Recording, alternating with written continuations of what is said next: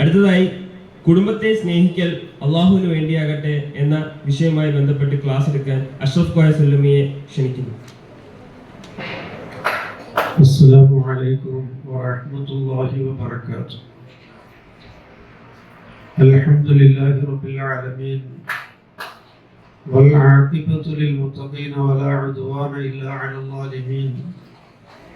അഷ്ഹദു അൻ ലാ ഇലാഹ ഇല്ലല്ലാഹു വഹ്ദഹു ലാ ശരീക ലഹു وأشهد أن محمدا عبده ورسوله أرسله بالهدى ودين الحق ليظهره على الدين كله ولو كره المشركون. اللهم صل على محمد وعلى آل محمد كما صليت على إبراهيم وعلى آل إبراهيم إنك حميد مجيد. اللهم بارك على محمد وعلى آل محمد كما باركت على إبراهيم وعلى آل إبراهيم إنك حميد مجيد.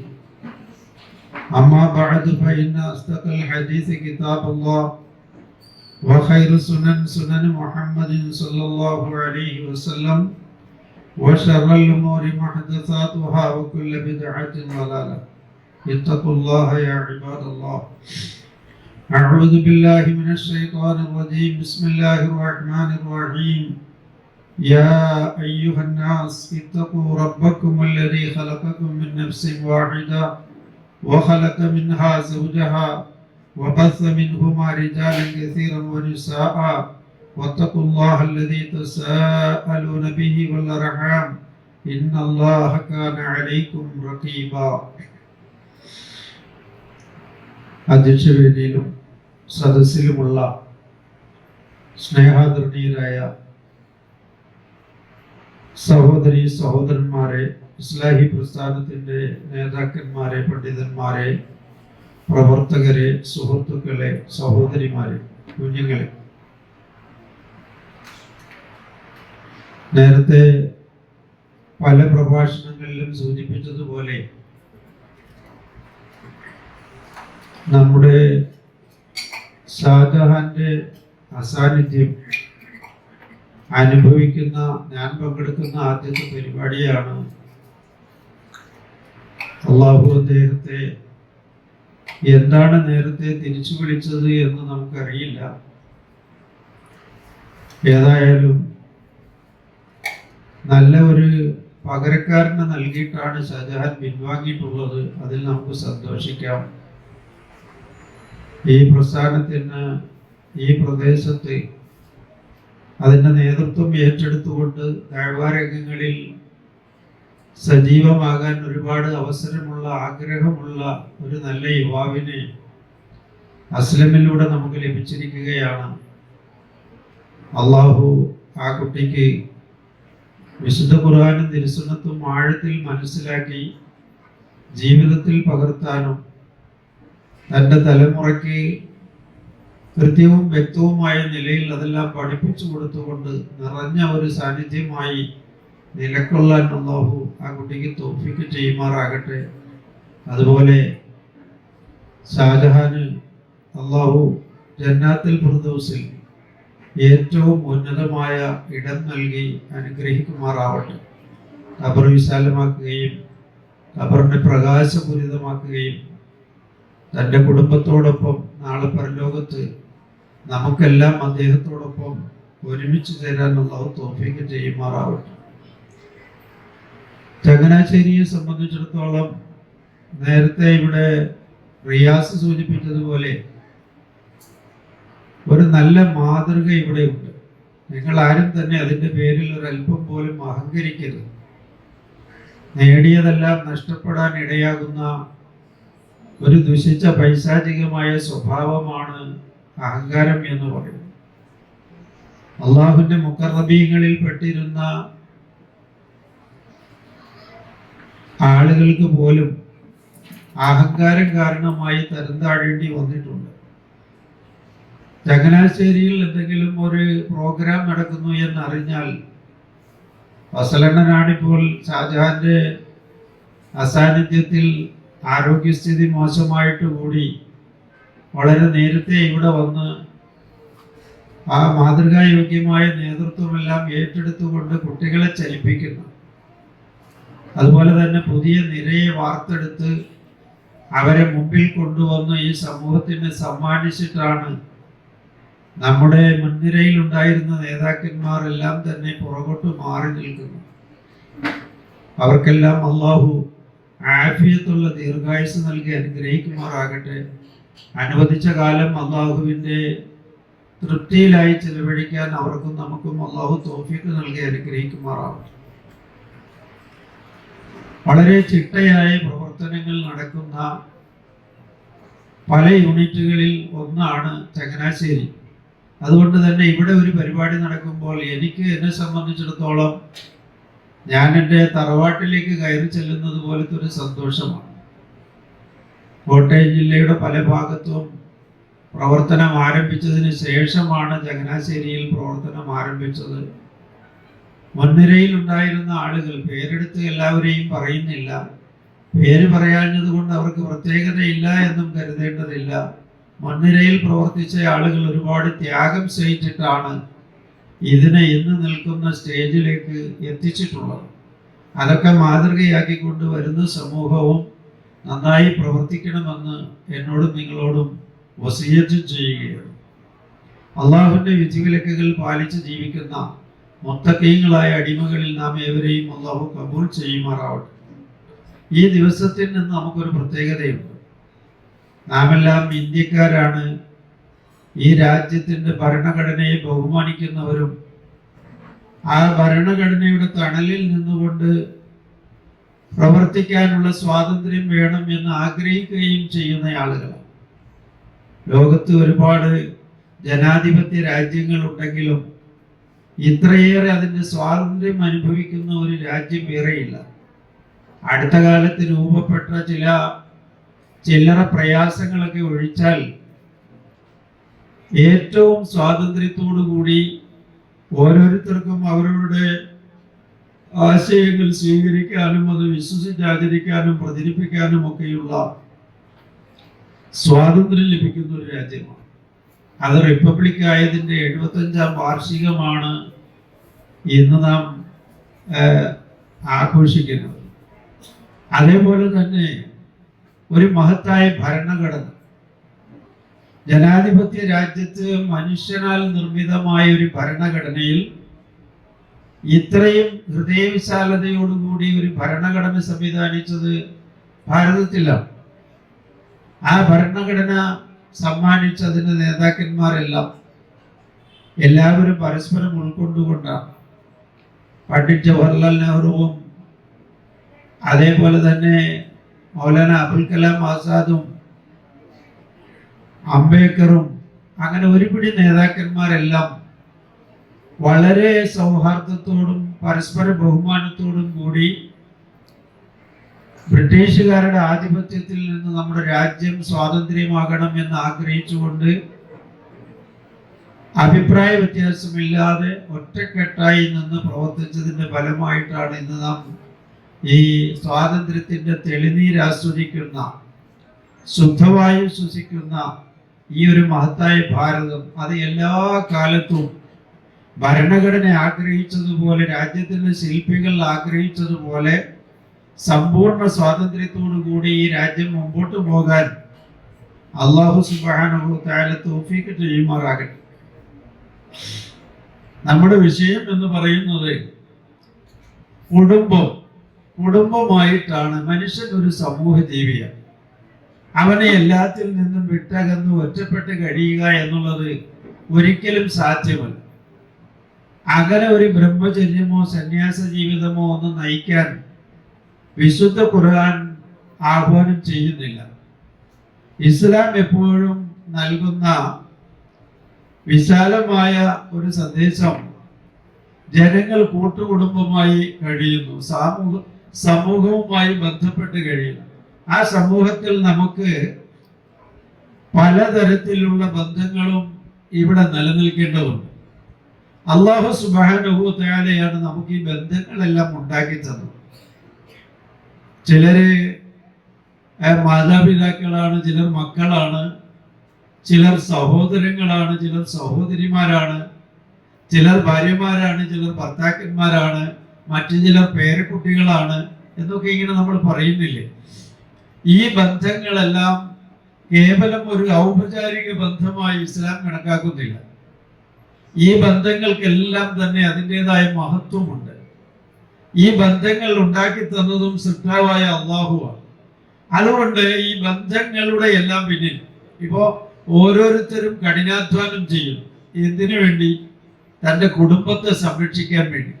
മക്കളുടെ വിദ്യാഭ്യാസം, അവരുടെ ഭക്ഷണം, അവരുടെ പാർപ്പിടം, അവരുടെ സന്തോഷം, ഇതെല്ലാമാണ് ഒരു കുടുംബനാഥനെ സംബന്ധിച്ചിടത്തോളം പ്രധാനം. അതേപോലെ തന്നെ നമുക്ക് നമ്മുടെ കുടുംബത്തിലെ ഒരുപാട് അംഗങ്ങൾ നമുക്കുണ്ട്. ആ അംഗങ്ങളെ എല്ലാം വളരെ കരുണയോടെ, കരുതലോടെ നാം മുമ്പോട്ട് കൊണ്ടുപോകുന്നതൊക്കെ എന്തിനു വേണ്ടിയാണ്?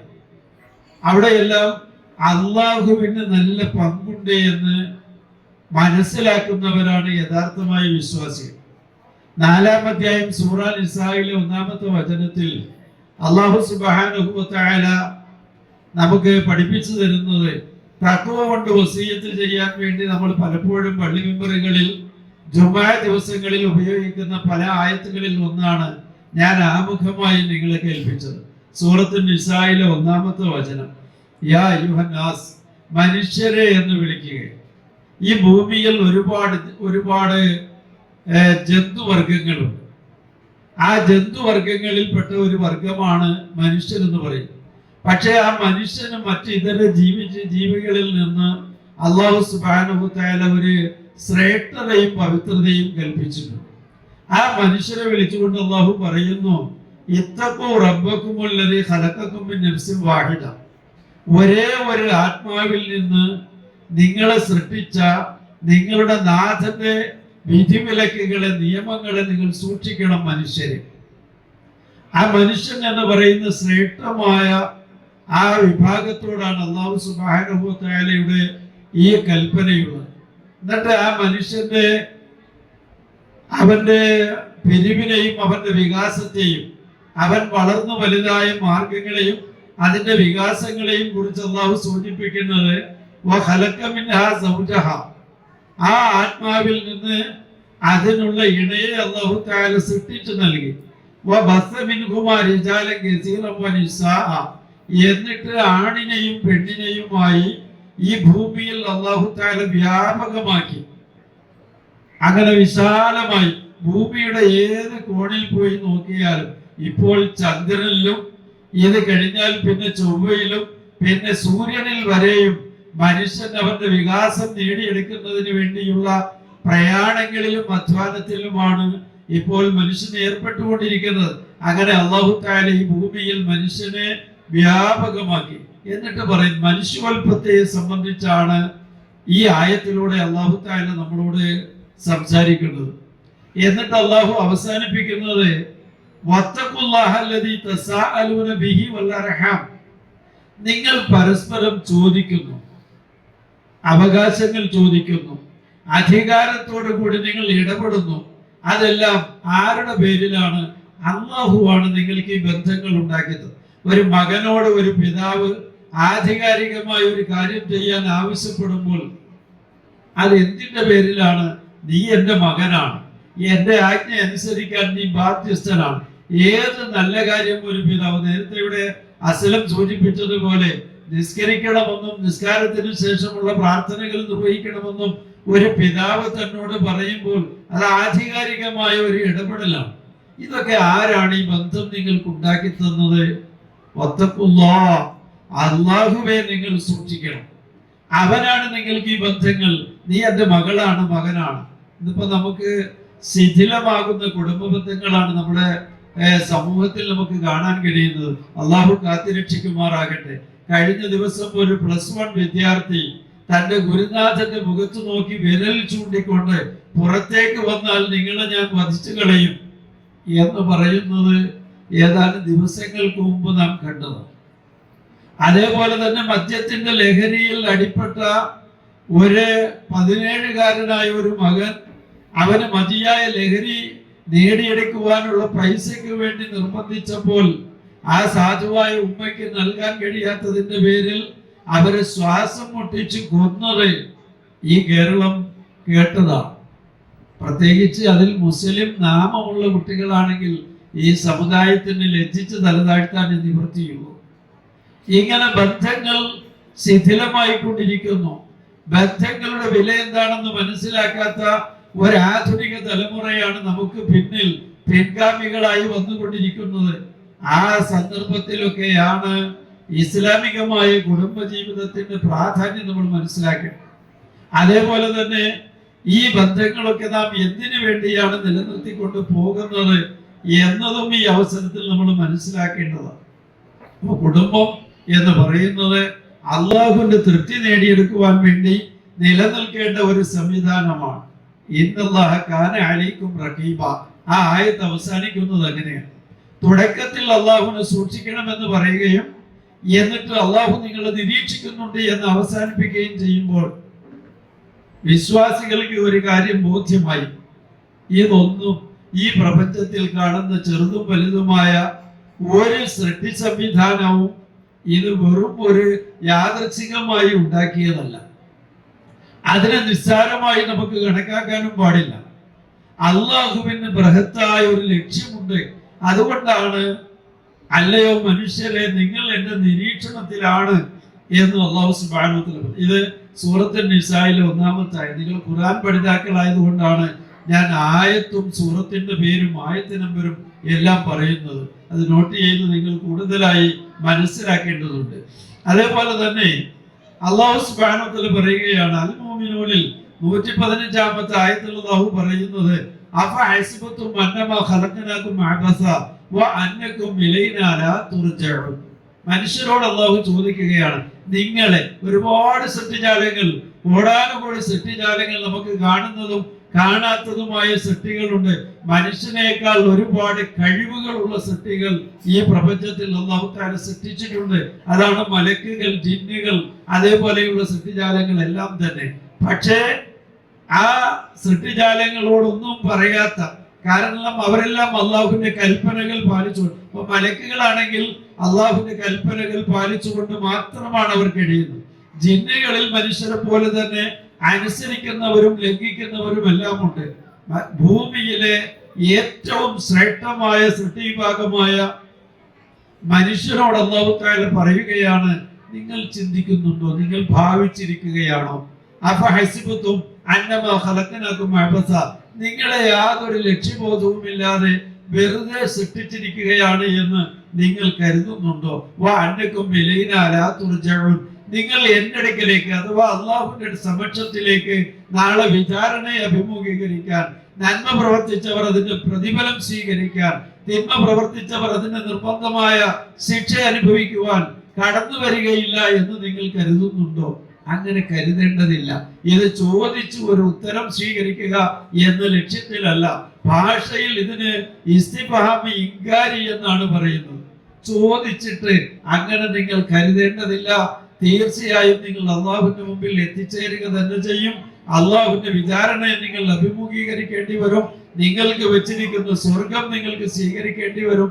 നരകമാണെങ്കിൽ അതും നിങ്ങൾക്ക് സ്വീകരിക്കേണ്ടി വരും എന്നെല്ലാം അല്ലാഹു സുബ്ഹാനഹു വ തആല നമ്മെ അറിയിക്കുകയാണ്. പ്രിയമുള്ള സഹോദരങ്ങളെ, ഒന്ന് ആലോചിച്ച് നോക്കൂ. നമ്മൾ ഇവിടെ വലിയ ഒരു കൂട്ടുകുടുംബമായി കഴിയുകയാണ്. ഒരുപാട് കുടുംബ ബന്ധങ്ങൾ നമുക്കുണ്ട്.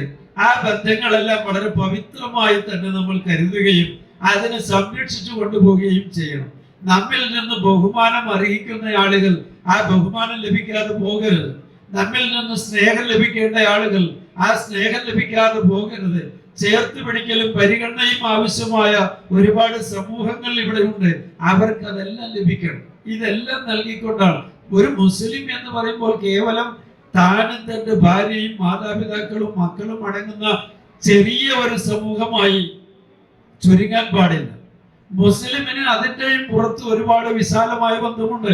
ഒരു വഴിപോക്കനോട് ബാധ്യതയുണ്ട് എന്ന് പഠിപ്പിച്ച ഇസ്ലാമാണ്, പഠിപ്പിച്ച നേതാവാണ് മുഹമ്മദ് നബി സല്ലല്ലാഹു അലൈഹി വസല്ലം. ഒരു വഴിപോക്കൻ പ്രവാചകനോട് ചോദിച്ചു, വഴിയുടെ ഹക്ക് എന്താണ്? വഴിയിൽ കാത്തു നിന്ന് അവിടെ പോകുന്ന ആളുകൾക്ക് സലാം പറയുക. ഒരു സലാം പറയുക എന്ന് പറഞ്ഞാൽ അതൊരു നിസ്സാരമായ കാര്യമല്ല. ഏറ്റവും വലിയൊരു ദുആയാണ് ഒരു സലാമിലൂടെ നാം നമ്മുടെ സഹോദരന് നൽകുന്നത്. ആ സലാം നൽകുന്ന സമയത്ത് ഒരു വിടർന്ന പുഞ്ചിരിയോടുകൂടിയാണ് ഒരു സലാം നമ്മുടെ സമൂഹത്തിൽ ഒരു സഹോദരന് നൽകുന്നതെങ്കിൽ അതിന് ഇരട്ട പ്രതിഫലമാണുള്ളത്. സലാം പറയുമ്പോൾ അവനോടുള്ള ഒരു ഹക്ക്, നമ്മൾ ഒരു ബാധ്യത നിർവഹിച്ചു. ഒരു പുഞ്ചിരിയോട് കൂടിയാണ് അത് നിർവഹിക്കുന്നതെങ്കിൽ അവന് വലിയൊരു ഗിഫ്റ്റ് നൽകി നമ്മൾ. ഇതൊക്കെ ആലോചിച്ചുകൊണ്ടാണോ നമ്മൾ ഈ സമൂഹത്തിൽ ജീവിക്കുന്നത്? പിന്നെയോ ഒരു ബാധ്യത, മറ്റൊരു സമൂഹത്തോടുള്ള ബാധ്യതയെ സംബന്ധിച്ച് റസൂലുള്ളാഹി സ്വല്ലല്ലാഹി അലൈഹി വസല്ലം പറഞ്ഞത് വഅ്മുറു ബിൽ മഅറൂഫ് വൻഹ അനിൽ മുൻകർ. ബുഖാരിയിലെ ഹദീസാണ്. ഏതെല്ലാം നന്മകളുണ്ടോ ആ നന്മയെല്ലാം നീ സന്ദർഭോചിതമായി അവനോട് നീ ഗുണദോഷിക്കണം. സന്ദർഭോചിതമായിട്ടാണ് പറയുന്നത്. ഓരോരുത്തരുടെ സമയവും സന്ദർഭവും അനുസരിച്ച് നന്മ ഉപദേശിക്കുകയും അതേപോലെ തന്നെ അവനിൽ കാണുന്ന തിന്മകൾ വളരെ ആദരവോടെ സ്നേഹത്തോടെ ആ തിന്മ ഉപേക്ഷിക്കുവാൻ വേണ്ടി നിർദ്ദേശിക്കുകയും വേണം. ആ സന്ദർഭത്തിൽ അത് അവൻ വെറുപ്പോടു കൂടിയാണ് കാണുന്നതെങ്കിൽ, അത് ഉൾക്കൊള്ളുന്നതെങ്കിൽ പോലും നമ്മുടെ അഭാവത്തിൽ പിന്നീട് അതിനെക്കുറിച്ച് അവൻ ചിന്തിക്കുകയും അതൊക്കെ സ്വീകരിക്കുകയും മാറ്റത്തിന് അവന്റെ ജീവിതത്തിൽ മാറ്റങ്ങൾ ഉണ്ടാകാൻ അത് കാരണവുമായേക്കാം. ഏതായിരുന്നാലും നമ്മളുടെ ബാധ്യത ഈ സമൂഹത്തിൽ ജീവിക്കുമ്പോൾ ഒരുപാട് ആളുകളുമായിട്ട് നമുക്കുണ്ട്. അതുപോലെ സഹജീവികളോടുണ്ട്. മനുഷ്യരോട് മാത്രമല്ല, ഇവിടുത്തെ മൃഗങ്ങളോടുണ്ട്, പക്ഷികളോടുണ്ട്. എല്ലാത്തിനോടും നമ്മള് സ്നേഹത്തോടു കൂടി ആയിരിക്കണം പെരുമാറേണ്ടത്. ഒട്ടകത്തെ മേയാൻ വിടാതെ അതിന്റെ പുറത്തിരുന്നു കൊണ്ട് സംസാരിച്ച രണ്ട് സഹാബികളോട് നബി സല്ലല്ലാഹു അലൈഹി വസല്ലമ കയർത്ത് സംസാരിച്ചത് നമുക്ക് കാണാം. നിങ്ങൾ സംസാരിച്ചിരിക്കുന്ന സമയമെങ്കിലും അതിനെ മേയാൻ വിട്ടു, അത് ഭക്ഷണം കഴിച്ചോട്ടെ, ഒരു മിണ്ടാപ്രാണിയാണല്ലോ, അത് മൃഗമാണല്ലോ എന്ന് റസൂൽ സല്ലല്ലാഹു അലൈഹി വസല്ലം പറയുന്നത് നമുക്ക് കാണാം. അപ്പോൾ ഒരു മുസ്ലിമിനെ സംബന്ധിച്ചിടത്തോളം അവൻ ഈ ബന്ധങ്ങളെല്ലാം പുനഃസ്ഥാപിക്കുന്നത് അള്ളാഹുവിന്റെ മുമ്പിൽ താൻ ഇതിന്റെ പേരിൽ സമാധാനം ബോധിപ്പിക്കേണ്ടി വരും എന്ന ഏറ്റവും വലിയ ഒരു ചിന്ത അവനിൽ നിൽക്കുന്നു എന്നതുകൊണ്ട് നമുക്ക് എന്തൊക്കെ ബന്ധങ്ങളാണ് അള്ളാഹു ഉണ്ടാക്കി തന്നത്. വിശുദ്ധ ഖുർആൻ സൂറ റൂമിലെ 21-ാമത്തെ ആയത്തിൽ അള്ളാഹു പറയുന്നത് വല്ലാഹു ജഅല ലക്കും, സൂറ നഹ്ലിലെ 72-ാമത്തെ ആയത്തിൽ അള്ളാഹു പറയുന്നത് വല്ലാഹു ജഅല ലക്കും മിൻ അൻഫുസികും അസ്വാജൻ. അള്ളാഹുവാണ് നിങ്ങൾക്ക് നിങ്ങളിൽ നിന്ന് തന്നെ ഇണകളെ ഉണ്ടാക്കി തന്നത്. എന്നിട്ടോ വജഅല ലക്കും മിൻ അസ്വാജികും ബനീന വഹഫ്ദ, നിങ്ങളുടെ ഇണകളിൽ നിന്ന് നിങ്ങൾക്ക് മക്കളെ നൽകി. അതേപോലെ തന്നെ നിങ്ങൾക്ക് പേരക്കുട്ടികളെ നൽകി, സന്താന പരമ്പരകളെ നൽകി. ഇപ്പൊ നമുക്ക് ഓർക്കാനും നമുക്ക് നന്ദിയും കടപ്പാടും അറിയിക്കാനും സ്നേഹിക്കാനും ബഹുമാനിക്കാനും ഒക്കെ നമ്മുടെ മുമ്പിൽ ഏറിയാൽ നമുക്കൊരു പിതാവ് ഉണ്ടാവും, ഇല്ലെങ്കിൽ ഒരു പിതാമകൻ ഉണ്ടാവും, അതിനപ്പുറം ഉണ്ടാകുകയില്ല. പക്ഷേ നമ്മുടെ എത്രയോ തലമുറകൾ കഴിഞ്ഞുപോയി. ആരെങ്കിലും അവരെ ഓർക്കുന്നുണ്ടോ? ആരെങ്കിലും അവർക്ക് വേണ്ടി പ്രാർത്ഥിക്കുന്നുണ്ടോ? അവരുടെ രൂപമോ അവരുടെ സ്വഭാവമോ അവരുടെ പ്രവർത്തന മേഖലയോ അവരുടെ വിശ്വാസമോ നമുക്ക് പരിചയമുണ്ടോ? ഇല്ല. പക്ഷെ വിശുദ്ധ ഖുർആൻ ഒരു പ്രാർത്ഥന നമുക്ക് പഠിപ്പിച്ചു തന്നിട്ടുണ്ട്. അതിൽ ആരൊക്കെ വിശ്വാസികളായി കടന്നു പോയിട്ടുണ്ടോ ആ ശൃംഖലയ്ക്ക് മുഴുവനും അതിന്റെ ഗുണഫലം എത്താൻ അവരെ എല്ലാം ഉൾപ്പെടുത്തിക്കൊണ്ട് സംരക്ഷിച്ചുകൊണ്ട് ഒരു പ്രാർത്ഥന, റബ്ബന ഗ്ഫിർ ലനാ വലി ഇഖ്വാനിന അല്ലദീന സബഖൂനാ ബിൽ ഈമാൻ, മുഅ്മിനുകളായ ഞങ്ങളുടെ മുമ്പിൽ കഴിഞ്ഞു പോയിട്ടുള്ള എല്ലാ ആളുകൾക്കും, എല്ലാ സഹോദരങ്ങൾക്കും, വിശ്വാസിനികൾക്കും എല്ലാം.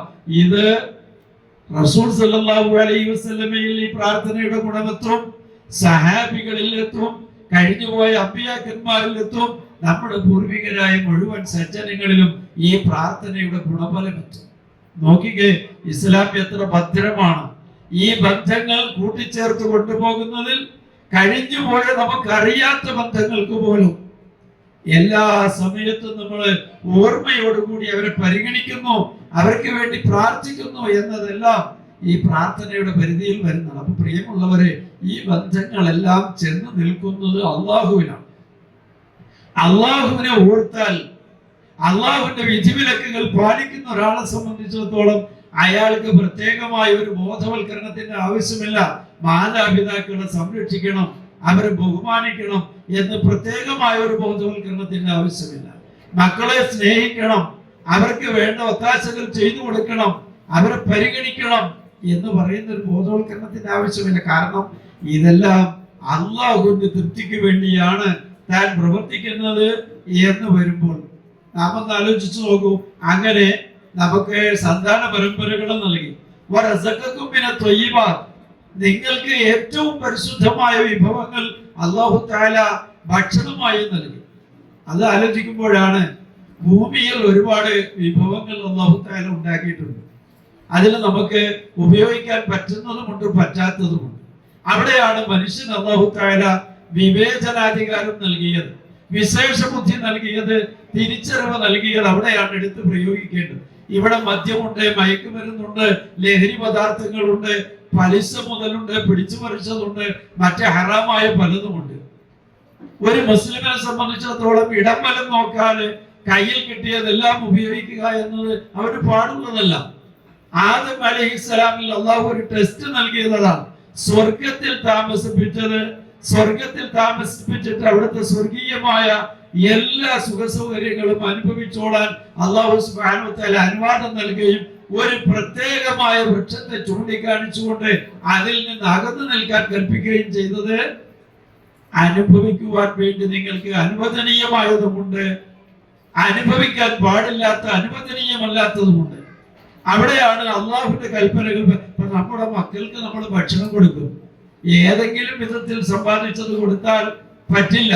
ഹലാലായ മാർഗത്തിലൂടെ സമ്പാദിച്ച സമ്പാദ്യത്തിൽ നിന്ന് തന്നെയായിരിക്കണം നമ്മളുടെ മക്കളുടെ എല്ലാ സംരക്ഷണങ്ങളും നമ്മൾ നിർവഹിക്കേണ്ടത്. അവരുടെ ഭക്ഷണമാകട്ടെ, വസ്ത്രമാകട്ടെ, പാർപ്പിടമാകട്ടെ, വിദ്യാഭ്യാസമാകട്ടെ, എല്ലാം ഹലാലായ സമ്പാദ്യത്തിലൂടെ ആയത് മാത്രമാകും. അവിടെയാണ് കുടുംബത്തെ നയിക്കുന്നയാൾ കുടുംബത്തെ അള്ളാഹുവുമായി ബന്ധപ്പെടുത്തിക്കൊണ്ട് മുമ്പോട്ട് കൊണ്ടുപോകുവാൻ വേണ്ടി അവിടെ അള്ളാഹുവിന്റെ തൃപ്തി നേടണം. താൻ തന്റെ കുടുംബത്തിന് ഭക്ഷണം നൽകുമ്പോൾ, അവരെ സംരക്ഷിക്കുമ്പോൾ, അവരെ സ്നേഹിക്കുമ്പോൾ അള്ളാഹുവിന്റെ പൊരുത്തമാണ് എനിക്ക് പ്രധാനം എന്നുള്ളത് അവൻ മനസ്സിലാക്കേണ്ടതുണ്ട്. അതേപോലെ അല്ലാഹു സുബ്ഹാനഹു വ തആല പറയുന്നു, ഇപ്പോ ഏറ്റവും കൂടുതൽ മനുഷ്യന് കാണാൻ ഇഷ്ടപ്പെടുന്നത് അല്ലെങ്കിൽ അധിക സമയവും ചെലവഴിക്കാൻ ഇഷ്ടപ്പെടുന്നത് തന്റെ കുടുംബത്തോട്. ആ കുടുംബത്തിൽ തന്നെ മാതാപിതാക്കൾ, അതേപോലെ തന്നെ ഭാര്യ ഭർത്താക്കന്മാർ, സന്താനങ്ങൾ, ഇതൊക്കെ ഈ സംവിധാനം അള്ളാഹുവിന്റെ ഒരു ദൃഷ്ടാന്തമാണ് എന്ന് ഖുർആൻ പറയുന്നുണ്ട്. സൂറ റൂമിലെ 21-ാമത്തെ വചനം പരിശോധിച്ചാൽ അള്ളാഹുവിന്റെ ദൃഷ്ടാന്തം. ഈ പ്രപഞ്ചത്തിൽ ഒരുപാട് ദൃഷ്ടാന്തങ്ങൾ അല്ലാഹു തആല ഇങ്ങനെ വാരി വിതറിയിട്ടുണ്ട്. ചിന്തിക്കുന്ന ആളുകൾക്ക് മാത്രമേ അത് ദൃഷ്ടാന്തമാണ് എന്ന് ബോധ്യപ്പെടുകയും അതിൽ നിന്ന് പാഠം ഉൾക്കൊണ്ട് ജീവിതത്തിൽ അതിന്റെ സ്വാധീനങ്ങൾ ഉണ്ടാക്കി നല്ല വിശ്വാസിയായി ജീവിച്ചു മരിക്കാൻ അങ്ങനെ ചിന്തിക്കുന്ന ആളുകൾക്ക് കഴിയുള്ളൂ.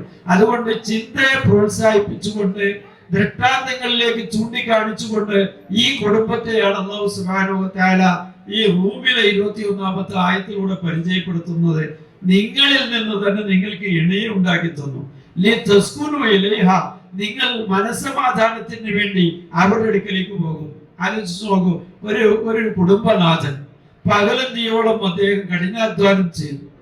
പകലിനെ പോലെയാണ് ഖുർആൻ ഒരു പുരുഷനെ വിശേഷിപ്പിച്ചിരിക്കുന്നത്. അല്ലെങ്കിൽ കുടുംബത്തിന്റെ സംരക്ഷിക്കേണ്ട ഉത്തരവാദിത്വം ഏറ്റെടുത്തിരിക്കുന്ന ആ കുടുംബത്തിന്റെ നാഥനെ വിശേഷിപ്പിച്ചത് പകൽ പോലെയാണ്. ബഹളമയാനമായ കുടുംബത്തിലെ ഈ പ്രപഞ്ചത്തിലെ അവൻ അങ്ങനെ കഠിനാധ്വാനം ചെയ്യുക.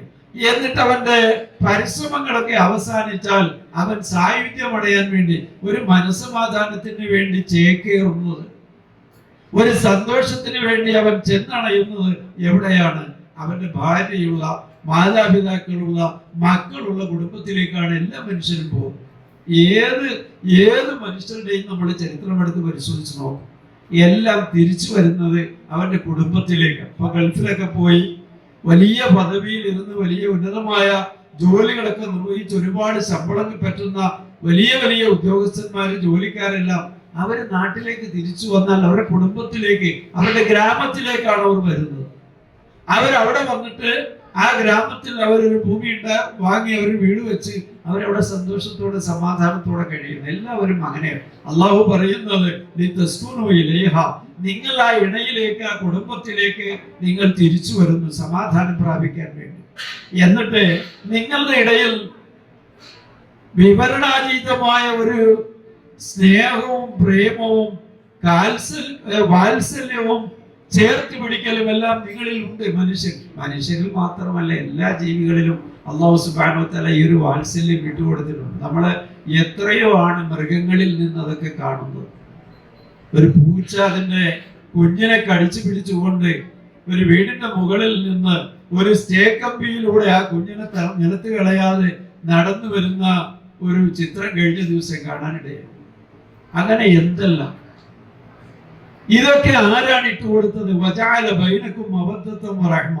മനുഷ്യന് അത് അറിഞ്ഞാസ്വദിക്കുവാനുള്ള ഒരു കഴിവുണ്ടെങ്കിൽ പ്രകൃതിദത്തമായി അല്ലാഹു സുബ്ഹാനഹു വ തആല എല്ലാ ജീവികൾക്കും ഈ കഴിവിട്ട് കൊടുത്തിട്ടുണ്ട്. അത് അള്ളാഹുവിൻ്റെതാണ്. അപ്പൊ നമ്മുടെ മക്കൾ നമ്മളെ ബഹുമാനിക്കുന്നു, നമ്മുടെ മക്കൾ നമ്മളെ സ്നേഹിക്കുന്നു, അവർ നമ്മളെ പൊന്നുപോലെ നോക്കുന്നു എങ്കിൽ അത് കണക്ട് ചെയ്യുന്നത് അള്ളാഹുമായിട്ടാണ്. അള്ളാഹു ഏർപ്പെടുത്തി തന്ന ഒരു അനുഗ്രഹമാണ്. ഒരു ഭാര്യയെ ഒരു ഭർത്താവ് സ്നേഹിക്കുന്നു, അവരെ ബഹുമാനിക്കുന്നു. ഭാര്യയെ ബഹുമാനിക്കണം എന്ന് പറഞ്ഞാൽ ആ പ്രയോഗം ഒരു അധികപ്പറ്റാകുമോ എന്നാണ് ഇപ്പോൾ നമ്മൾ ഭയപ്പെടുന്നത്. ഭാര്യമാരെ ബഹുമാനിക്കണം, അവരെ സ്നേഹിക്കണം, അവരുടെ എല്ലാ കാര്യങ്ങൾക്കും ഒത്താശ ചെയ്തുകൊണ്ട് അവരോടൊപ്പം നിൽക്കണം. ലോകത്തിന്റെ മാതൃകയായി നിയോഗിച്ച മുഹമ്മദ് നബി സല്ലല്ലാഹു അലൈഹി വസല്ലമ ആ തരത്തിലുള്ള ഒരാളായിരുന്നു.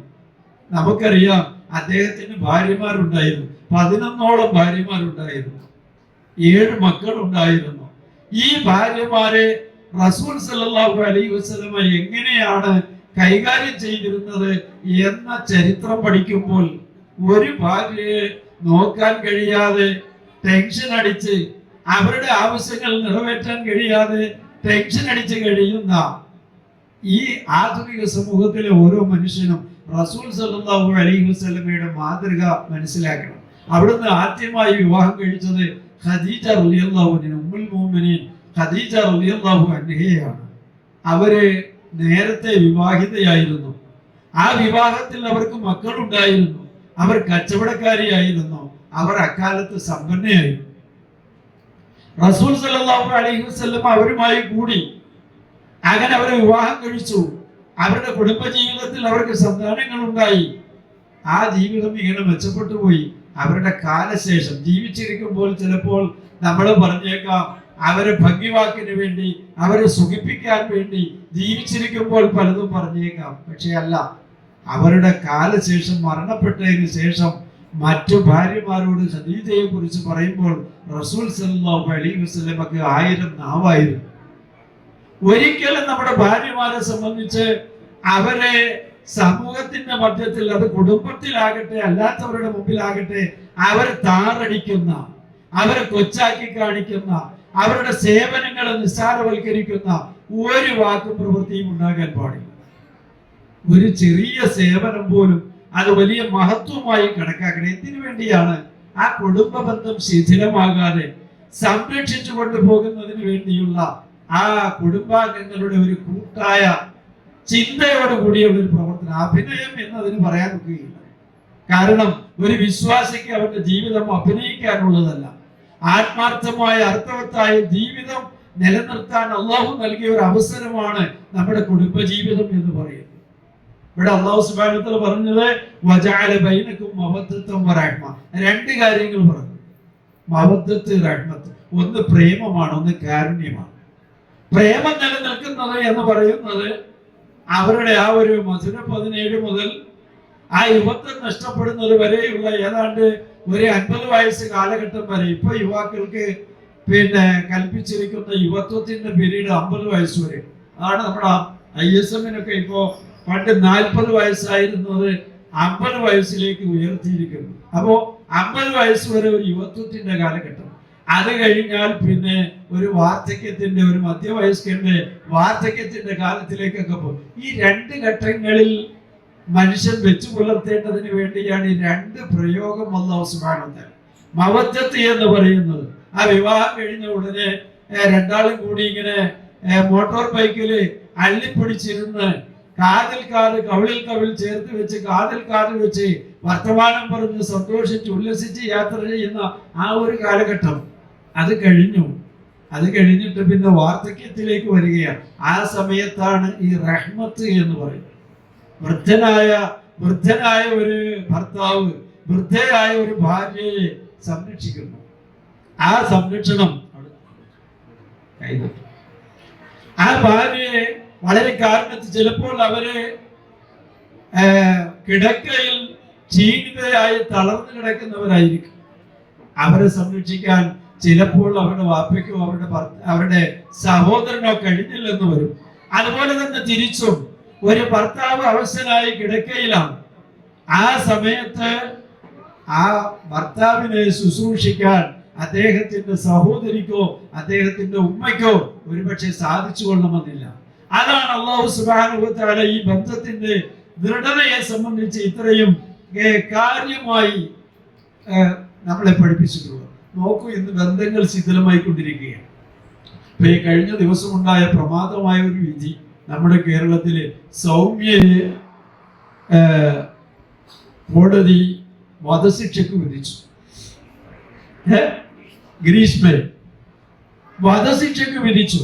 അതിനെ എതിർത്തും അനുകൂലിച്ചും എല്ലാം ഒരുപാട് അഭിപ്രായങ്ങളൊക്കെ പല ആളുകളും പല മേഖലകളിലുള്ളതും ചാനൽ ചർച്ചയിൽ വന്നു. എന്താണ് ആ സംഭവം? ഒരുവൻ സ്നേഹിച്ച്, അങ്ങനെ സ്നേഹിച്ച് വിവാഹം കഴിക്കാമോ പാടില്ല എന്നുള്ളത് വേറെ കാര്യം.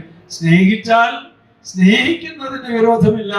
വിവാഹാഭ്യർത്ഥന നടത്തിയാൽ അത് കാപട്യമൊന്നുമില്ലാതെ തുറന്ന മനസ്സോടെ അത് സ്വീകരിക്കുകയും സാധാരണ വിവാഹിതരാകുന്ന ദമ്പതികൾ ജീവിക്കുന്നതിനേക്കാളും സന്തോഷത്തോടെ ആത്മാർത്ഥത്തോടെ ഒരു ജീവിതം മുമ്പോട്ടുണ്ട്. ഗ്രീഷ്മ ഒരു സ്നേഹിച്ചു വന്ന ഒരാള് വഞ്ചിച്ചുകൊണ്ട് ക്രൂരമായി അയാളെ വിഷം കൊടുത്ത് കൊല്ലാനുള്ള ശ്രമം നടത്തുന്നു.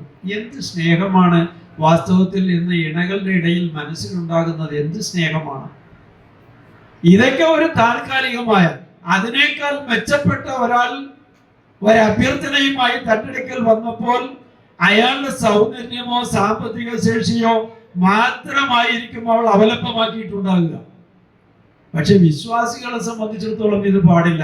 കാരണം ഇതെല്ലാം ചെന്ന് അവസാനിക്കുന്നത് അള്ളാഹുവിന്റെ അടുക്കലാണ്. അതുകൊണ്ടാണ് കുടുംബ ബന്ധം അള്ളാഹുവിന്റെ തൃപ്തിയിലാക്കി മാറ്റുക, അള്ളാഹുവിന്റെ തൃപ്തിക്ക് വേണ്ടിയാക്കുക എന്ന വിഷയത്തിന്റെ പ്രാധാന്യം അതാണ്. ഒരിക്കലും തന്റെ ഭാര്യയുടെ സൗന്ദര്യം ചിലപ്പോൾ നഷ്ടപ്പെട്ടേക്കാം. അതുകൊണ്ടാണല്ലോ റസൂലുള്ളാഹി സ്വല്ലല്ലാഹു അലൈഹി വസല്ലം പറഞ്ഞത്, നിങ്ങൾ ഇണയെ തിരഞ്ഞെടുക്കുമ്പോൾ നാട്ടിൽ പരിഗണിക്കുന്ന പല വിഷയങ്ങളുമുണ്ട്. തുങ്കഹുൽ മർഅതു ലിഅർബഇൻ ലിമാലിഹാ വലിഹസ്നിഹാ വലിജമാലിഹാ വലിദീനിഹാ ഫദ്ഫർ ബിദാത്തി ദീൻ. അവളുടെ സമ്പത്ത്, സൗന്ദര്യം, തറവാട്, അംഗബലം ഇതെല്ലാം ആളുകൾ പരിഗണിക്കുന്നുണ്ട്. പക്ഷെ ഒരു വിശ്വാസി പരിഗണിക്കുന്നത് ഒരിക്കലും നഷ്ടപ്പെടാത്ത, എല്ലാ കാലത്തും അവരെ ഉറപ്പിച്ചു നിൽക്കുന്ന, രൂഢമൂലമായ ഒരു ബന്ധത്തിന് നിദാനമായി വർത്തിക്കുന്നത് വലിയ ദീനിഹ, അവളുടെ ദീനാണ്.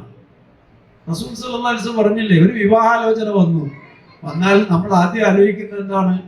അവർക്ക് വലിയ സംവിധാനവും സൗകര്യവും വിദ്യാഭ്യാസം മറ്റു കാര്യങ്ങളല്ല. പക്ഷേ ഇതാ ഖതബയിലേക്കും രണ്ട് കാര്യങ്ങളാണ് റസൂൽ പറഞ്ഞത്. എന്തൊക്കെയാണ്? അവരുടെ ദീനും സ്വഭാവവും. ചിലർക്ക് ദീനുണ്ടായാലും സ്വഭാവം മെച്ചപ്പെടാത്ത ആളുകളുണ്ട്, നല്ല സ്വഭാവികളാവും, ദീനില്ലാത്ത ആളുകൾ ഉണ്ടാവും. അപ്പൊ ഇതെല്ലാം കൂടി, ദീനും സ്വഭാവവും എല്ലാം കൂടി ഒത്തുചേർന്ന് വന്ന ഒരാൾ നിങ്ങളുടെ മകൾക്ക് വിവാഹാലോചനയുമായി കടന്നു വന്നാൽ അവർക്ക് കണ്ണടച്ച് നിങ്ങൾക്ക് നൽകാവുന്നതാണ് എന്ന് റസൂലുള്ളാഹി സ്വല്ലല്ലാഹു അലൈഹി വസല്ലം നമ്മെ പഠിപ്പിക്കും. അപ്പോൾ ഖദീജ ബീവിയുമായിട്ടുള്ള ആ കുടുംബജീവിതം ആലോചിച്ചു നോക്കൂ. ഉമ്മുൽ മുഅ്മിനീൻ ഖദീജ ബീവിയുടെ അടുക്കലേക്ക് റസൂൽ സ്വല്ലല്ലാഹു അലൈഹി വസല്ലം കടന്നു വരുന്നു. ഏതാനും വിരലിലുണ്ടാവുന്ന ആളുകൾ ആദ്യകാലത്ത് വിശ്വാസികളായി മാറിയപ്പോൾ ചരിത്രം പഠിപ്പിക്കുകയാണ്. നമ്മുടെ മദ്രസയിലെ കുഞ്ഞുങ്ങളാണ് അപ്പുറത്തിരിക്കുന്നത്. മദ്രസയിലെ കുഞ്ഞുങ്ങൾക്കറിയാം ഇസ്ലാം സ്വീകരിക്കുന്ന ആദ്യത്തെ വനിത ആരാണ്? അത് ഖദീജ റളിയല്ലാഹു അൻഹയാണ്. എന്താ, അവര് റസൂല് മർദ്ദിച്ചോ? റസൂല് നിർബന്ധിച്ചോ അവരോട് ഇത് സ്വീകരിക്കാൻ? അല്ല, നിർബന്ധിച്ചിട്ടും മർദ്ദിച്ചിട്ടും സ്വീകരിക്കാത്ത സ്ത്രീകളില്ലേ? അമ്പിയാക്കളുടെ കീഴിൽ ജീവിച്ച ഭാര്യമാരില്ലേ? ലൂത്ത് നബിയുടെയും നൂഹ് നബിയുടെയും ഭാര്യമാരെ സംബന്ധിച്ച് പറയുന്നില്ലേ? അള്ളാഹുവിന്റെ സ്വാലിഹീങ്ങളായ 2 പ്രവാചകന്മാരുടെ കീഴിൽ സഹധർമ്മിണിമാരായിരുന്ന ആളുകൾ അവര് ഈ ഭർത്താക്കന്മാരെ വഞ്ചിക്കുകയും നാളെ നരകത്തിന്റെ അവകാശികളായി തീരുകയും എന്ന് ഖുർആൻ പറഞ്ഞില്ലേ? ഖദീജ ബീവി അങ്ങനെയല്ല. റസൂലിനെ കൊണ്ട് ആദ്യം വിശ്വസിച്ച 1ാമത്തെ സ്ത്രീ ഖദീജ റളിയല്ലാഹു അൻഹ. അവരുടെ പെരുമാറ്റം ചരിത്രത്തിൽ പ്രസിദ്ധമാണ്. സെമ്മിലൂനി എന്ന് പറഞ്ഞ് ഹിറാ ഗുഹയിൽ വെച്ച് ജിബ്രീൽ അലൈഹിസ്സലാം എന്ന മലക്കിനെ കണ്ട് കാണാത്ത രൂപവും കേൾക്കാത്ത ശബ്ദവും കേട്ട് ഭയന്ന് വീട്ടിലേക്ക് കടന്നു വരുന്ന പനി പിടിച്ച് വിറച്ച് വീട്ടിലേക്ക് കടന്നു വരുന്ന റസൂലുള്ളാഹി സ്വല്ലല്ലാഹു അലൈഹി വസല്ലമയെ പുതപ്പിട്ട് മൂടിക്കൊടുത്ത് അവിടെ സമാശ്വസിപ്പിച്ച് എന്നിട്ട് അദ്ദേഹത്തിന് വേണ്ട ശുശ്രൂഷ എല്ലാം നൽകി എന്നിട്ട് നടന്ന സംഭവങ്ങളെല്ലാം ഖദീജയോട് അന്തരീക്ഷം ശാന്തമായപ്പോൾ ഖദീജയോട് റസൂൽ സല്ലല്ലാഹു അലൈഹി വസല്ലം ഇതൊക്കെ പറഞ്ഞു. ആ പറഞ്ഞ സമയത്ത് അവരെന്താ പറഞ്ഞത്? ആദ്യത്തെ ഒരു വാക്ക് ചരിത്രത്തിൽ തങ്കലിപികളിൽ രേഖപ്പെടുത്തേണ്ടതാണ്. നമ്മുടെ ഭാര്യമാർ, നമ്മുടെ ഉമ്മമാർ മനസ്സിലാക്കേണ്ടതാണ്. വല്ലാഹി ലാ യുഹ്സികല്ലാഹു അബദാ. അല്ലാഹു അങ്ങയെ ഒരു കാലത്തും അല്ലാഹു പരാജയപ്പെടുത്തുകയില്ല, നിന്ദിക്കുകയില്ല. കൂട്ടത്തിൽ വേറെയും പറയുന്നുണ്ട്, താങ്കൾ കുടുംബബന്ധം ചേർക്കുന്നവരാണ്. കുടുംബബന്ധം എന്ന് പറയുന്നത് ഏറ്റവും പ്രധാനപ്പെട്ട ഒന്നാണ്. നമ്മുടെ കുടുംബത്തിൽ സമ്പത്തില്ലാത്ത ആളുകൾ ഉണ്ടാകും, സൗന്ദര്യമില്ലാത്ത ആളുകൾ ഉണ്ടാകും, വിദ്യാഭ്യാസ കുറവുള്ള ആളുകൾ ഉണ്ടാകും, പലതരത്തിലുള്ള തൊഴിലുകളിൽ ഏർപ്പെട്ട ആളുകൾ ഉണ്ടാകും. പക്ഷെ കുടുംബ ബന്ധത്തിന് അതിൻ്റെതായ ഒരു പവിത്രത കൽപ്പിക്കണം. അവൻ ഏത് മേഖലയിലുള്ളവരാണെങ്കിലും അവരെ കാണാനും കൈകൊടുക്കാനും കെട്ടിപ്പിടിക്കാനും തോളിൽ കൈയിടാനും അവന്റെ പരാധീനതകൾ കേൾക്കാനും സൗഹൃദങ്ങൾ പങ്കുവെക്കാനും എല്ലാം സമയം കണ്ടത്. ആളുകൾ ഇപ്പൊ അതിങ്ങനെ ചുരുങ്ങിയിട്ട് പെരുന്നാളിന്റെ അന്ന് മൗലവി ഹുതുബയിൽ പറഞ്ഞു, നിങ്ങൾ ഒരു വഴിയിലൂടെ വരണം, അടുത്ത വഴിയിലൂടെ വീട്ടിൽ പോകണം, പോകുന്ന വഴി കുടുംബാദികളെ സന്ദർശിക്കണം. അപ്പോ അതിനു വേണ്ടി ചടങ്ങ് തീർക്കാൻ വേണ്ടിയിട്ട് ഒരു കുടുംബ സന്ദർശനം. അങ്ങനെയല്ല, കുടുംബത്തിന് വളരെയേറെ പ്രാധാന്യമുണ്ട്. കുടുംബ ബന്ധം എന്നും സുദൃഢമായി കാത്തു സൂക്ഷിക്കേണ്ടത്. അതിലൊക്കെ അള്ളാഹുവിന്റെ കാരുണ്യമാണ് നമുക്ക് ഇങ്ങനെ ചൊരിഞ്ഞു നൽകിക്കൊണ്ടേയിരിക്കുന്നത്. ഒരു കുടുംബം അത് നല്ല നിലയ്ക്ക് മുമ്പോട്ട് കൊണ്ടുപോകുമ്പോൾ അവിടെ കുടുംബത്തിൽ പല ആളുകളും ഉണ്ടാവും. അവരെ എല്ലാം ഉൾക്കൊള്ളുക, ചേർത്ത് പിടിച്ചുകൊണ്ട്.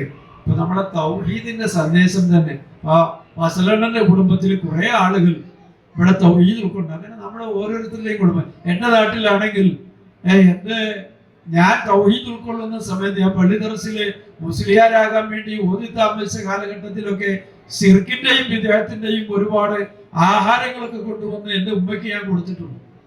പിന്നെ നമ്മൾ നേരെ തൗഹീദിലേക്ക് പ്രവേശിക്കുമ്പോൾ അത് എങ്ങനെ അവർ ഉൾക്കൊള്ളും എന്ന് നമ്മൾ ഭയന്നിരുന്നു. എന്റെ സഹോദരിമാരും അവരുടെ ഭർത്താക്കന്മാരും അവരുടെ മക്കളും എല്ലാം, എന്റെ ഉമ്മയടക്കം. വാപ്പ നേരത്തെ മരിച്ചുപോയി, അതുകൊണ്ട് അവരെ നമുക്ക് കയ്യിൽ കിട്ടിയില്ല. ആ ഒരു ദുഃഖം ഇന്നും നമ്മുടെ മനസ്സിലുണ്ട്. എന്നാലും ഉമ്മ മുതൽ ഇങ്ങോട്ടുള്ള കുടുംബാദികളെല്ലാം തൗഹീദ് ഉൾക്കൊണ്ട് നമ്മളോടൊപ്പം നിൽക്കുന്നു എന്നത് ഏറ്റവും കൂടുതൽ ജീവിതത്തിൽ സന്തോഷം ഉണ്ടാകുന്ന ഒരു കാര്യം. അതിനാണ് നമ്മൾ കുടുംബബന്ധം ചേർക്കുന്നത്. അവിടെയും അള്ളാഹുവിന്റെ പൊരുത്തമാണ് ലക്ഷ്യമാക്കുന്നത്. കുടുംബത്തിൽപ്പെട്ട ഒരുത്തൻ ശിർക്ക് ചെയ്യുന്നു എങ്കിൽ അവനെ എഴുതിത്തള്ളി അവൻ ശിർക്കിന്റെ ആളാണ്. അല്ല, ഏറ്റവും ശിർക്കിന് വേണ്ടി വാദിക്കുന്ന ഒരാളാണെങ്കിൽ പോലും നമുക്കറിയാവുന്ന രൂപത്തിൽ അവരുമായി ബന്ധപ്പെട്ട് നിരന്തരം നമ്മൾ തൗഹീദിനെ സംബന്ധിച്ച് പറഞ്ഞുകൊണ്ടിരിക്കണം. ഏതൊരു നിമിഷത്തിലാണോ, നേരത്തെ ഇവിടെ റിയാസ് സൂചിപ്പിച്ചതുപോലെ ഉമർ ഖത്താബ് റളിയല്ലാഹു അൻഹുവിന്റെ ഇസ്ലാം ആശ്ലേഷം ഇന്ന് നമുക്ക് ആ ലെവലിലുള്ള ഒരാളിനെ സംബന്ധിച്ച് സ്വപ്നം കാണാൻ പോലും കഴിയുന്ന സന്ദേശമാണോ ഉമർ റളിയല്ലാഹു അൻഹുവിന്റെ ജീവിതത്തിൽ നിന്ന് ഇസ്ലാമിക സമൂഹത്തിന് ലഭിക്കുന്നത്? അതാ സഹോദരിയുടെ വായിൽ നിന്ന് കേട്ട ശബ്ദം, സഹോദരിയുടെ കണ്ണുനീർ. താൻ മർദ്ദിച്ചതിന്റെ ഫലമായി സഹോദരിയുടെ കണ്ണിൽ നിന്ന് കണ്ണുനീർ വാർന്നൊഴുകുന്നു. ഒരു മുവഹിദായ, ഒരു തൗഹീദ് ഉൾക്കൊണ്ട മനുഷ്യനെ സംബന്ധിച്ചിടത്തോളം ആരവനെ അടച്ചാക്ഷേപിച്ചാലും തിരിച്ചങ്ങോട്ട് യാതൊരു തരത്തിലുള്ള വികാരവും ഇല്ല. അപ്പൊ നമ്മള് തൗഹീദ് ഉൾക്കൊണ്ടതിന്റെ പേരിൽ, കണങ്കാലിന് മുകളിൽ പാൻകൊടുത്തതിന്റെ പേരിൽ, താടി വെച്ചതിന്റെ പേരിൽ, അനാചാരങ്ങളോടും അന്ധവിശ്വാസങ്ങളോടും സഹകരിക്കാത്തതിന്റെ പേരിൽ കുടുംബത്തിലെ ഒരാൾ ആക്ഷേപിച്ചു, നമുക്ക് നമുക്ക് എന്തെങ്കിലും ഒരു പ്രത്യേകിച്ച് ഒരു വിദ്വേഷമോ വികാരമോ അവന്റെ നേർക്ക് ഉണ്ടാകാറുണ്ടോ? ഇല്ല. എന്നിട്ടും അവനെ വിടാതെ പിടികൂടുന്നത്, അവന്റെ പിന്നാലെ കൂടുന്നത് അവനെ ഈ തൗഹീദിലേക്ക് കൊണ്ടുവരണം നമ്മുടെ കുടുംബത്തിൽ. അങ്ങനെ നിങ്ങളെ ഒന്ന് കുടുംബ ബന്ധം ഒന്ന് ചേർത്ത് നോക്കൂ. നല്ല ഉദ്ദേശത്തോടു കൂടിയാണെങ്കിൽ, പ്രാർത്ഥനയോട് കൂടിയാണെങ്കിൽ തീർച്ചയായും നമ്മുടെ കുടുംബത്തിലെ ആളുകൾ നമ്മളോടൊപ്പം വന്നു ചേരുകയും അതുവഴി വമ്പിച്ച പ്രതിഫലം എല്ലാവർക്കും ലഭ്യമാക്കുകയും ചെയ്യും. അങ്ങനെ ഖദീജ റളിയല്ലാഹു അൻഹ അവര് വഫാത്തായി. ഖദീജയുമായുള്ള കുടുംബ ബന്ധത്തിന്റെ ഊഷ്മളമായ രംഗങ്ങളെല്ലാം നമുക്ക് ഹദീസിൽ കാണാം. ചിലപ്പോൾ മറ്റ് ഭാര്യമാർക്ക് ഒരു ചെറിയ ഈർഷ്യത ഉണ്ടാകുന്ന വിധത്തിൽ ഇത്ര അങ്ങ് പറയാനും മാത്രം ഉണ്ടോ എന്ന് ഖദീജയെ കണ്ടിട്ടില്ലാത്ത പിന്നീട് വന്നിട്ടുള്ള ഭാര്യമാർക്ക് തോന്നിയിട്ടുണ്ട് എന്ന് ഹദീസിൽ നമുക്ക് കാണാം. അത്രക്കും വീട്ടിൽ എന്തെങ്കിലും ഒരു നല്ല ഭക്ഷണം ഉണ്ടാക്കിയാൽ, ഒരു മൃഗത്തെ അറുത്താൽ ഖദീജയുടെ സ്നേഹിതന്മാരെ അന്വേഷിച്ച് നബി സല്ലല്ലാഹു അലൈഹി വസല്ലം അതുകൊണ്ട് പോകുമായിരുന്നു. കാരണം ആ ബന്ധം ഇനി കൂട്ടിവിളക്കാൻ ഖദീജയില്ല, പിന്നെയുള്ളത് ഖദീജയുടെ സുഹൃത്തുക്കളാണ്, അവർക്ക് കൊണ്ട് കൊടുക്കുമായിരുന്നു. ആ ബന്ധമാണ്, ആ ബന്ധത്തിന്റെ ഊഷ്മളമായ ബാഹ്യ പ്രകടനമാണ് ഇതിലൂടെ നമുക്ക് കാണാൻ കഴിയുന്നത്. എന്നിട്ട് ഭാര്യമാരോട് പറയും, ഖദീജ എനിക്ക് അങ്ങനെയും ഇങ്ങനെയും ഒക്കെ ആയിരുന്നു. എന്റെ ഈ പ്രബോധന വീതിയിൽ, എന്റെ ഈ തൗഹീദി സന്ദേശ പ്രചാരണത്തിൽ എനിക്ക് താങ്ങും തണലുമായി എല്ലാ പിൻബലവും നൽകിക്കൊണ്ട് മുമ്പിൽ നിന്നത് എന്റെ ഖദീജയാണ് എന്ന് റസൂൽ സല്ലല്ലാഹു അലൈഹി വസല്ലം. ഇന്ന് നമുക്ക് അങ്ങനെയാണ്. ഇപ്പൊ ഞാന് പലപ്പോഴും പറയാറുണ്ട്, എന്റെ ഭാര്യ ഇവിടെ കേൾക്കാനില്ല, ഞങ്ങളെ വിവാഹിതരായി പതിറ്റാണ്ടുകൾ പലതും കഴിഞ്ഞു. ഭാര്യയും ഭർത്താവും കൂടി വിരുന്നു പോകാൻ വേണ്ടി കുടുംബാദികൾ ക്ഷണിച്ചിട്ട് നമുക്ക് ആ വീടുകളിൽ പോലും ആ സമയത്ത് നമുക്ക് പോകാൻ കഴിഞ്ഞില്ല. എന്തുകൊണ്ട്? നമ്മളെ ദഅവത്തുമായി ബന്ധപ്പെട്ട് ഏതെങ്കിലും ഒഴിവു ദിവസങ്ങളിലായിരിക്കും നമ്മുടെ ദഅവത്തുമായി ബന്ധപ്പെട്ട്.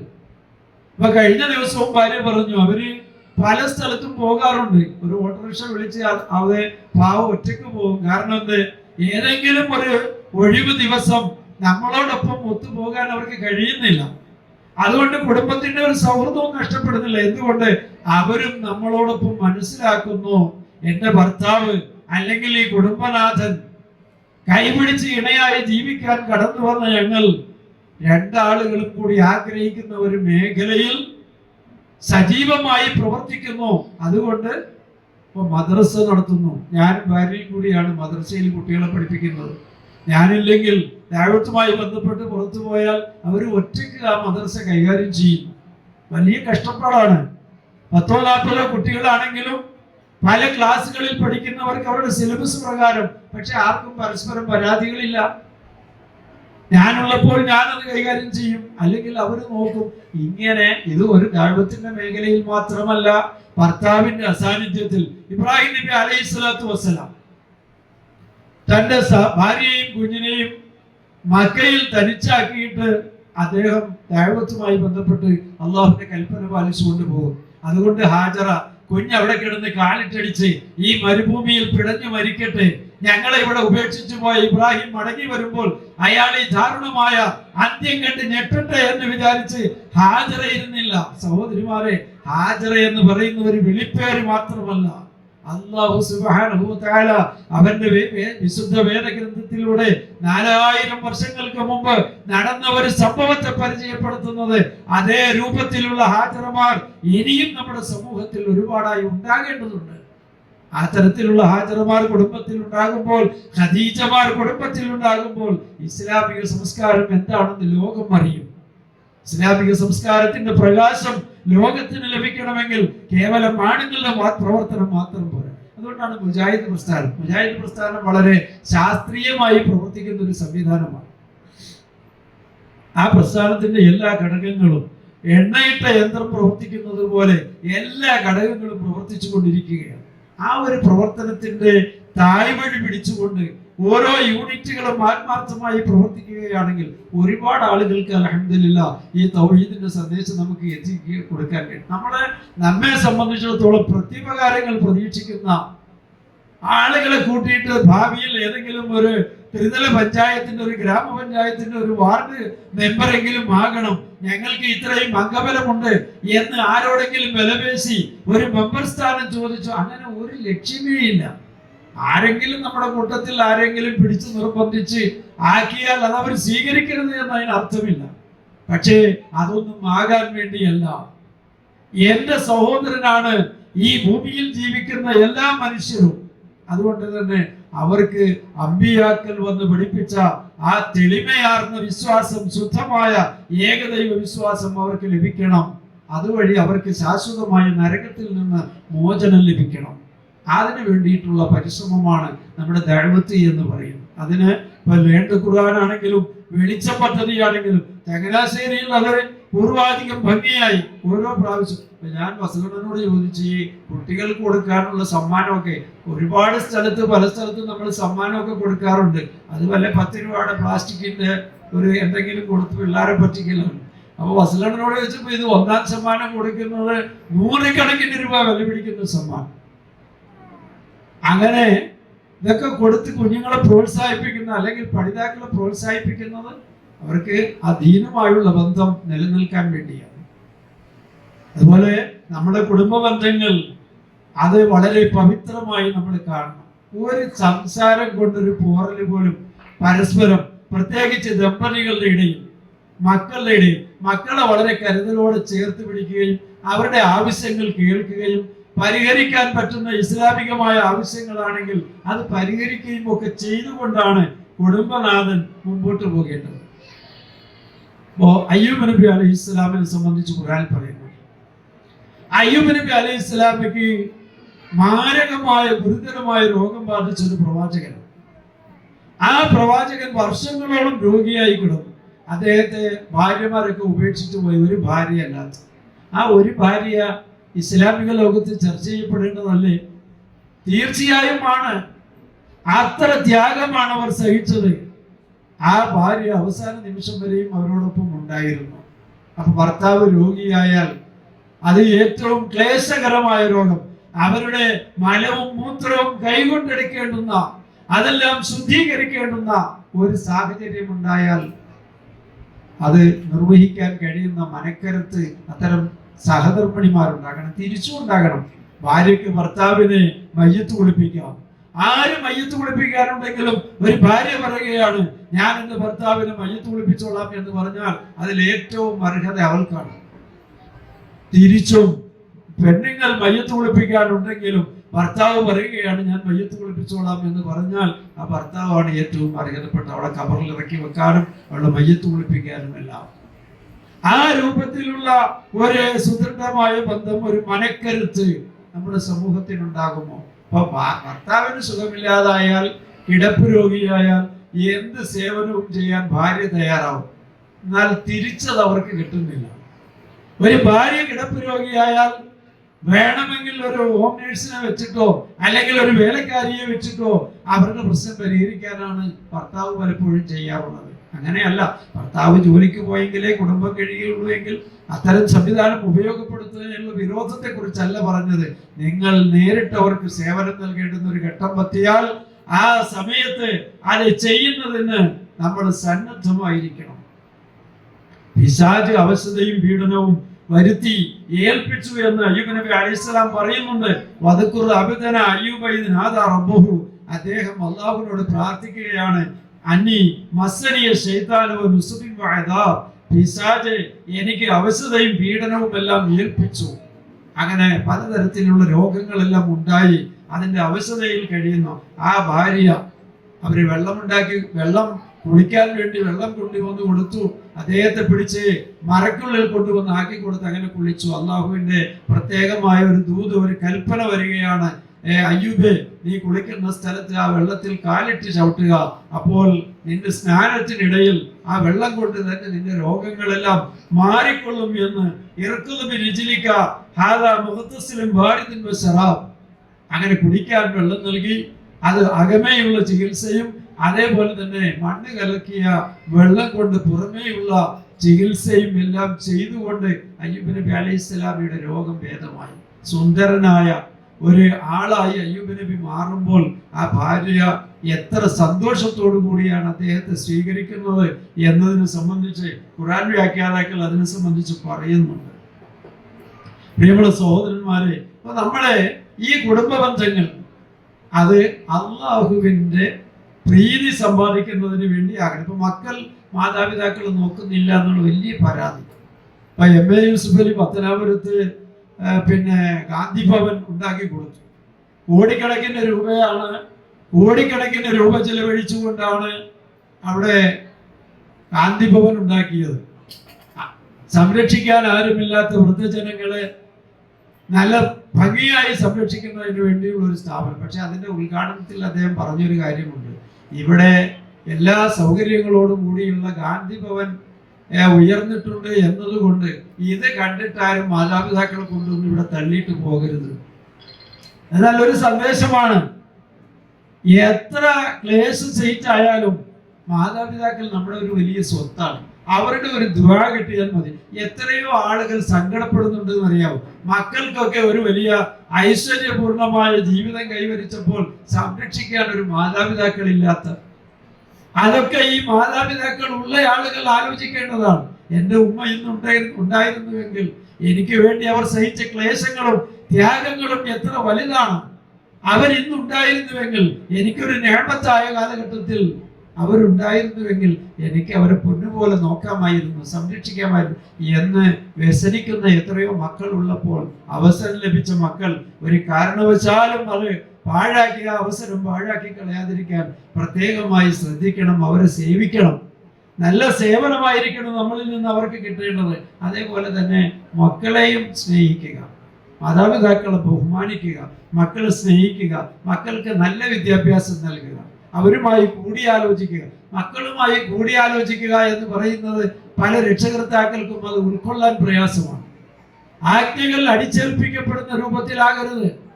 എന്തെങ്കിലും കുടുംബത്തിൽ ഒരു വിഷയം ഉണ്ടാകുമ്പോൾ കുറച്ചൊക്കെ മുതിർന്ന കുട്ടികൾ, വകതിരിവായ കുട്ടികൾ ഉണ്ടെങ്കിൽ അവരെയും കൂടി ഇരുത്തിക്കൊണ്ട് അവരുമായി കാര്യങ്ങൾ കൂടിയാലോചിച്ച് അങ്ങനെ വേണം ഓരോ കാര്യങ്ങളും തീരുമാനിക്കേണ്ടത്.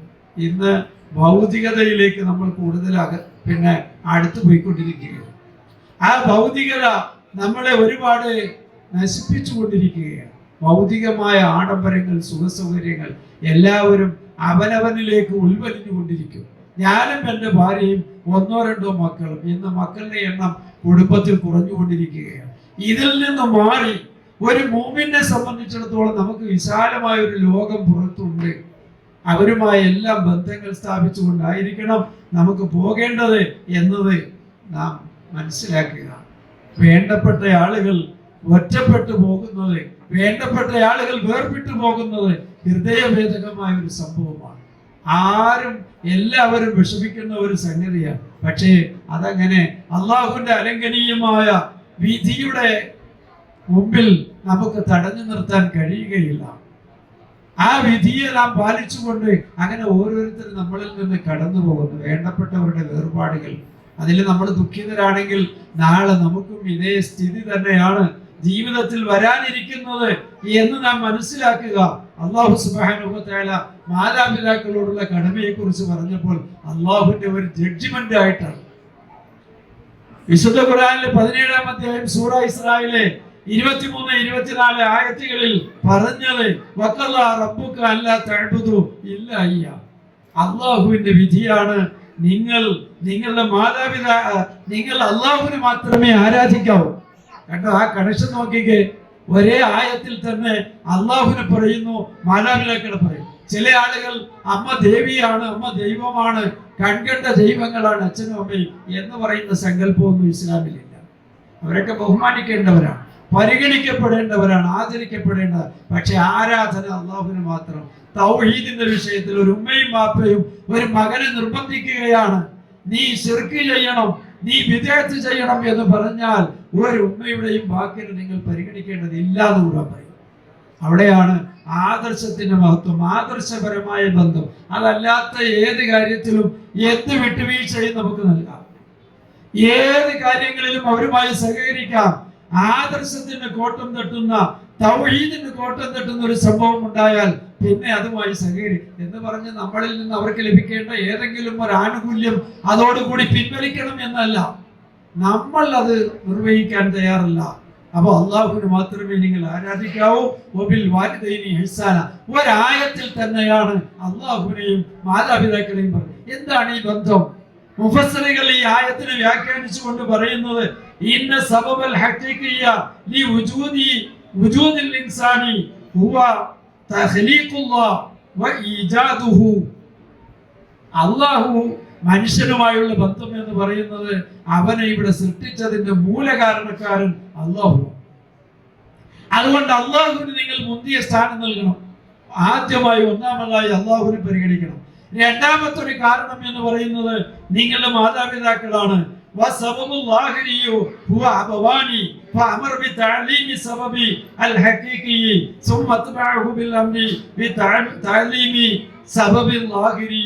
ആദ്യം ഏറ്റവും ഒന്നാമത്തെ ആ ബന്ധത്തെ പുനഃസ്ഥാപിക്കുക, പിന്നീട് രണ്ടാമത്തെ ദുനിയവിയായ ബന്ധത്തെ നമ്മൾ നിലനിർത്തുക.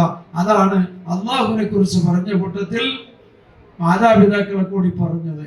അപ്പോ അള്ളാഹുവിന്റെ പ്രീതി സമ്പാദിക്കണമെങ്കിൽ തീർച്ചയായും നമ്മൾ കുടുംബ ബന്ധം, പ്രത്യേകിച്ച് മാതാപിതാക്കളോട് നല്ല ബന്ധം പുനഃസ്ഥാപിച്ചുകൊണ്ടായിരിക്കണം നമ്മൾ മുമ്പോട്ട് പോകേണ്ടത്. നമുക്ക് ഇനിയും ഒരു ക്ലാസ് കൂടി ഇവിടെ വരാനുണ്ട്. അതുകൊണ്ട് ഞാൻ അവസാനിപ്പിക്കുകയാണ്. ഈ കുടുംബ ബന്ധം, അത് എല്ലാ ബന്ധങ്ങളും അള്ളാഹുവിന്റെ പ്രീതിക്ക് വേണ്ടി ആയിരിക്കണം നമ്മൾ നിർവഹിക്കേണ്ടത് എന്നാണ് ഈ മൊത്തത്തിൽ നമ്മൾ പറഞ്ഞതിൻ്റെ ഉദ്ദേശം. തീർച്ചയായും ആ നിലയ്ക്ക് നമ്മൾ ബന്ധങ്ങൾ പുനഃസ്ഥാപിച്ചുകൊണ്ട് മുമ്പോട്ട് പോയാൽ നമുക്ക് നല്ല ഒരു ബന്ധത്തെ നമ്മുടെ ജീവിതകാലത്ത് തന്നെ നമുക്കൊരു സമൂഹത്തെ ഇവിടെ സൃഷ്ടിച്ചെടുക്കാൻ കഴിയും. നമ്മെ സംബന്ധിച്ചിടത്തോളം ഞാൻ നേരത്തെ സൂചിപ്പിച്ചതുപോലെ ഭൗതികമായ യാതൊരു ലക്ഷ്യവും നമ്മുടെ മുമ്പിലില്ല. പരലോകത്ത് അള്ളാഹുവിന് പ്രതിഫലം ലഭിക്കണം എന്ന മാത്രം ലക്ഷ്യത്തോടു കൂടിയാണ് നാം ഓരോരുത്തരും പ്രവർത്തിക്കുന്നത്. എല്ലാവരും ആത്മാർത്ഥമായി ഇവിടുത്തെ എല്ലാ പ്രവർത്തനങ്ങളിലും ഇനിയും ഒരുപാട് യുവാക്കൾ നമുക്ക് പിന്നെ പല യുവാക്കളും നല്ല സജീവമായി പ്രവർത്തിച്ച് രംഗത്ത് വരുന്ന സന്തോഷകരമായ രംഗം, പലരും ആശംസകളൊക്കെ പറഞ്ഞതിൻ്റെ ആ അടുക്കൻ ചിട്ടയും അതിൻ്റെ അവതരണവും എല്ലാം മനസ്സിലാക്കിയിട്ട് നമുക്ക് നല്ല സന്തോഷം തോന്നി. വാസ്തവത്തിൽ എനിക്ക് നമ്മുടെ കുട്ടികളെ ഇപ്പോൾ റിയാസിൻ്റെ അധ്യക്ഷ പ്രസംഗം, സ്വാഗത പ്രസംഗം, ആശംസകൾ, ഇതെല്ലാം നമ്മൾ അവരെ ഒന്ന്, ഞാൻ അസ്ലമിനെ ഈ അടുത്ത സമയത്ത് വിളിച്ചപ്പോൾ പറഞ്ഞു അസ്ലമ കുറച്ചും കൂടി സജീവമാണ്. പിന്നെ ഇപ്പോഴാണെങ്കിൽ അസ്ലമിനെ കുറച്ചും കൂടി അതിൽ സജീവമാകാനുള്ള ഒരു അവസരമാണ്. അധ്യാപന മേഖലയാണ് തിരഞ്ഞെടുത്തിരിക്കുന്നത്. അപ്പൊ നമ്മള് കായംകുളത്തൊക്കെ ഞങ്ങള് ഖുത്ബ പരിശീലന ക്ലാസ് വെച്ചിട്ട് പലചരക്ക് കച്ചവടക്കാരൻ, കോൺക്രീറ്റ് ചെയ്യുന്ന തൊഴിലാളി, കൺസ്ട്രക്ഷൻ കമ്പനി നടത്തുന്ന ആളുകളൊക്കെ ഇപ്പൊ ഖുത്ബ നടത്തുന്നുണ്ട്. അവർക്ക് ഖുത്ബ പരിശീലനം നടത്തി ഏതെങ്കിലും ഒരു പള്ളിയിൽ ഒരു മൗലവി യാത്രാ മധ്യേ എന്തെങ്കിലും മനുഷ്യ സഹജമായ ഒരു കാരണം കൊണ്ട് ഒരാൾ പിന്മാറിയാൽ ചങ്ങനാശ്ശേരിയെ സംബന്ധിച്ചിടത്തോളം അൽഹംദുലില്ലാഹ് ഇവിടുത്തെ ഖുത്ബ മുടങ്ങൂല.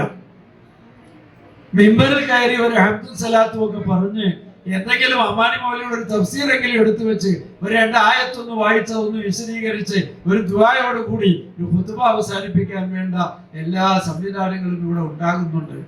അതുകൊണ്ട് ഇവിടെ മാത്രം ഒതുങ്ങി നിൽക്കാനല്ല, ഇതിന്റെ പ്രാന്തപ്രദേശങ്ങളിലേക്ക്, ഇവിടെ പണ്ട് നമുക്ക് പള്ളിയൊന്നും ഇല്ലാത്ത സ്ഥലത്ത് കടമുറിയിൽ ഞങ്ങൾ ജുമാ തുടങ്ങിയ സമയത്തും ഇവിടെ പല സ്ഥലങ്ങളിലും ഖുർആൻ പഠന ക്ലാസ്സുകൾ വെച്ചു. ഇന്നിപ്പോ പള്ളി വന്നതോടുകൂടി നമ്മൾ അതൊക്കെ ചുരുങ്ങി.